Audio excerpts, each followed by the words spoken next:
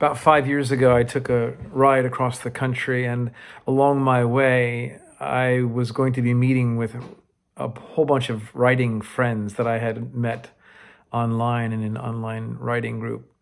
Over a period of several months, we have become incredibly close, and we had never met each other. And I was sort of excited to see them.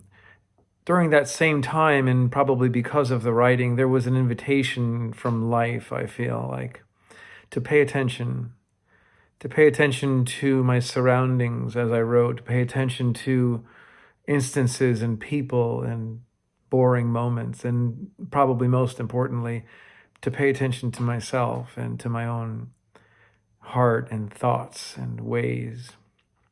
This is a short piece that I wrote about some paying attention I did at a hotel that I stopped at along the way. I don't want to see a movie. I want to be a movie. I want to fill a frame a day.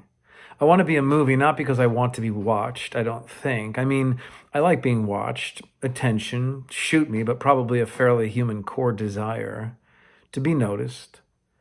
Of course, there are attention wars and attention whores, and if you want to get some, you might want to get some more. But this is not what I mean when I say I want to be a movie. I introduced myself to Marguerite, a young plus-sized black woman with a radiant smile. She checked me into my room in Lynchburg, and I was tired, but I was excited to meet new friends that evening. The most efficient way for me, the easiest way for me to check in would have only cost me about 1 or 2 sentences, a driver's license presentation and filling out a quick form or two. Boom, done. And onward to the next. The problem with this, the efficiency. I wouldn't have filled a frame, at least not one worth watching or remembering. Don't get me wrong, I often check in, out, and gloss over many interactions in a day, but I am happy to have been bitten by a bug that gave me itches that make me need to occasionally choose to engage strangers, people so easily walked by, unread people, unmined stories locked up in fellow travelers, which are much easier to steal than you would imagine. So, Marguerite, what kind of name is that? It's French, and I love French. I took it for 4 years, even though I don't know anyone who speaks French, and I've only met one other person who spells it like me. She says this with her beautiful big smile as she's pulling back the curtains of her self-protector, the one we all wear to get through our days. Well, Marguerite, I'm going to a bonfire with some people I've never met in person tonight. That sounds fun. Oh, it will be. I love meeting people. I wish you could come, Marguerite. I'll cook a marshmallow on your behalf, okay? She smiles, feeling included. Bonsoir, as I leave. Nothing big. A frame. A fun frame that we all will remember for the evening for just a little bit, maybe an hour or so.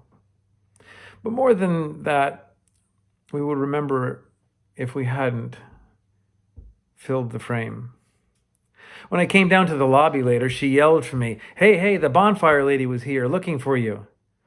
And there it was. We had a mini connection. Just a fun snack to scratch my itch. When I returned late in the evening, Leanne had taken Marguerite's position. She was maybe early 20s, but seemed to be about 15 years of age in her emotional composure. Very plain and simple, like she belonged on a margarine wrapper advertisement. She was lacing knots with blue cord into the shape of a bracelet. I asked her what she was making. A bracelet for nobody. Is that macrame? I used to do that, you know. No, it's not. It's actually my own knot that I invented. Really? You invented a knot? Show me how to make it. Sure, well, first you do this and then you do that. Oh, that first part of the knot? That's a half hitch, right? I said.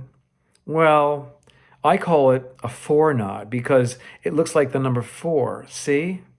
And I've looked all over my books and the internet and I've not seen this knot anywhere, so I think I invented it. She says this with the pride of a 9-year-old girl. It was sort of cute with a little bit of a funny mixed in. as I considered her age possibilities. Well, what's the name of your invented knot? I asked. I don't know yet. Again, with the silly sort of youth feeling while she shook her head left and right and her hair moved around a little bit.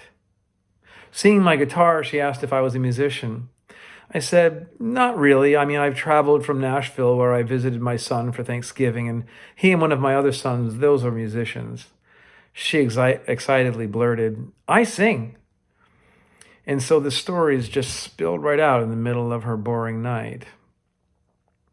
Mama wants me to sing gospel, but I like the blues, with a twinkle in her eye that had a hint of mischief in it, like she was liking something that Mama probably didn't like. She said, I have a video of a song I love to sing. You should watch it. I want to be a singer here. Here's my YouTube channel. It was just too fun to unzip somebody's bubble and see what spilled out.